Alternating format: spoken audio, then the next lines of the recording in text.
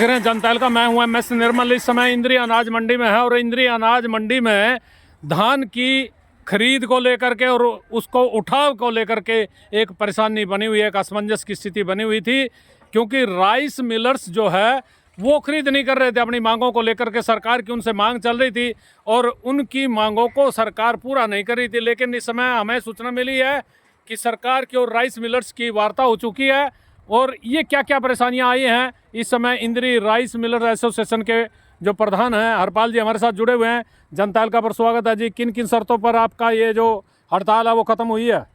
सबसे पहले तो मैं जनता का धन्यवाद करते हैं कि वो मंडी की हर छोटी से छोटी बात को कवरेज करने के लिए तुरंत पहुंच जाते हैं बिना बुलाए। इसके लिए बधाई के पात्र हैं। और जैसे ही राइस मिल पिछले दिनों से हड़ताल पे चले हुए थे, जैसे ही सरकार का चुनाव होने के बाद पता चला भाई सरकार बनने जा रही है और नायब सिंह सैनी मुख्यमंत्री जी बनेंगे, तो स्टेट राइस एसोसिएशन की उनके साथ बातचीत हुई और उन्होंने आश्वासन दिया कि जो आपके ये गंभीर मुद्दे हैं इनको मैं सेंटर लेके जाऊंगा और इनको समस्याओं का हल करा के ले आएंगे। इसी विश्वास पे और इसी उनकी बात को सत्य मानते हुए ये हड़ताल पूर्ण रूप से खोल दी गई है। अच्छा, हड़ताल तो आपकी पूर्ण रूप से खोल दी है। क्या शर्तें क्या रही हैं, किन बातों को लेकर के हुई हैं और मांगे क्या थी आप लोगों की, जरा हमारे दर्शक जानना चाह रहे हैं। सबसे मेन मुद्दा तो जो सरकार की पॉलिसी बनी हुई पिछले 20 साल पुरानी बनी हुई है। उस टाइम जो आज हाइब्रिड बीज आए हुए, ये 3 महीने की वैरायटी है, पहले 4 महीने की वैरायटी आती थी।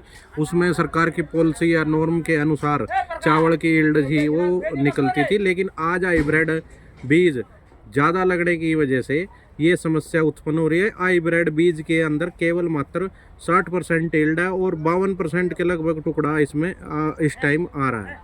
तो ऐसे में जो राइस मिलर्स हैं उनको एक परेशानी आती थी, क्योंकि कुटाई करते थे और एक तयशुदा जो चावल का मात्रा है वो देनी पड़ती है। यही प्रॉब्लम सरकार द्वारा बिल्कुल निश्चित है, चाहे जीरी से 60 किलो चावल निकले चाहे 50 निकले, लेकिन मिलर को तो 67 किलो चावल देना ही पड़ेगा।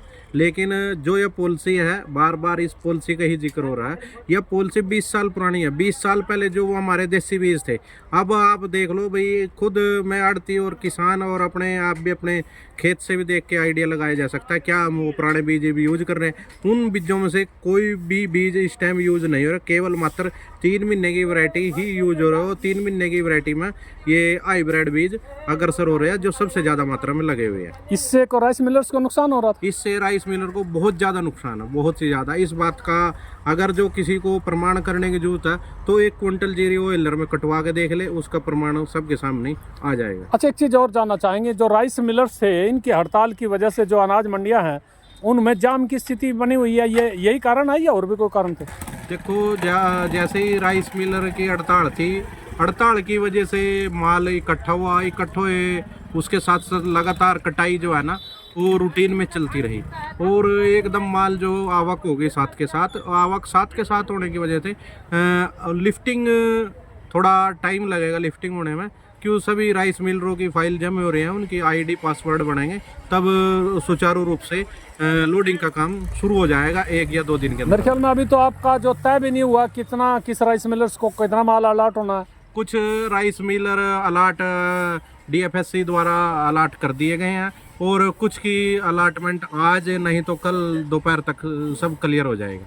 अच्छा, एक चीज़ और भी है कि ये जो सरकार ने जो सरकारी खरीद है धान की वो 23 तारीख को पहले तय हुई थी, उसके बाद 27 को कर दी सरकार ने, लेकिन 27 और आज कितने दिन हो चुके हैं, ये इतने दिन का जो गैप है कोई उठवाई नहीं हो पा रही है और ना ही खरीद पूरी हो पा रही है, इसलिए मंडियों में चौक हो रहा है क्या?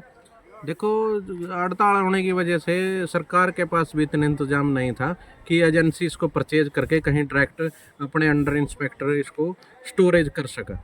ऐसा संभव नहीं हो पाया। इसकी वजह से ये भी एक मुख्य कारण रहा जिसकी वजह से मंडियों में जाम की समस्या है। तो कहीं ये जो चुनाव चल रहे थे ये भी कहीं बीच में आ रहा है, सरकार ने कोई सही रूप से ध्यान नहीं दिया किसानों की देखो, तरफ? चुनाव की वजह से भी समस्या है कि सभी अफसर भी चुनाव की वजह से परेशान थे और ना ही किसी सरकार का गठन था, लेकिन कार्यवाहक जरूर थी सरकार, लेकिन वो भी इलेक्शन को देखते हुए सब अपने इलेक्शन में बिजी थे, इसलिए इस कार्य में ज़्यादा देरी हुई है।